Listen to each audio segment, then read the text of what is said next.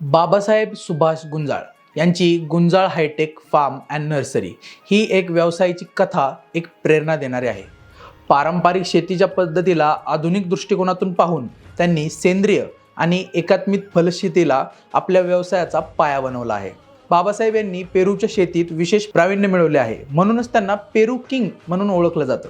त्यांच्या व्यवसायाची वैशिष्ट्य म्हणजे सेंद्रिय पद्धतीने पेरू, संत्रा, फुलझाडे इत्यादींची लागवड आणि हायटेक नर्सरीतून गुणवत्तापूर्ण रोपांची उत्पादन व विक्री।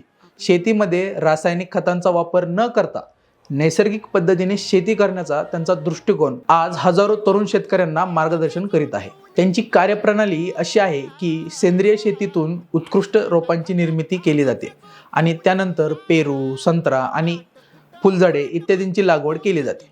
तसेच शेतकऱ्यांना शेत व्यवस्थापन, लागवडीच्या पद्धती आणि उत्पन्न वाढवण्यासाठी आवश्यक असलेल्या तंत्रज्ञानावर मार्गदर्शन देखील दिलं जातं। बाबासाहेब यांनी एक दशकभर अनुभव घेतला आहे आणि त्यानंतर पेरू किंग म्हणून प्रसिद्धी मिळवली आहे। त्यांच्या हायटेक नर्सरीमुळे अनेक स्थानिक तरुणांना रोजगाराच्या संधी उपलब्ध झाल्या आहेत आणि त्यांच्या व्यवसायाची वार्षिक उलाढाल लाखो रुपयांमध्ये पोहोचली आहे।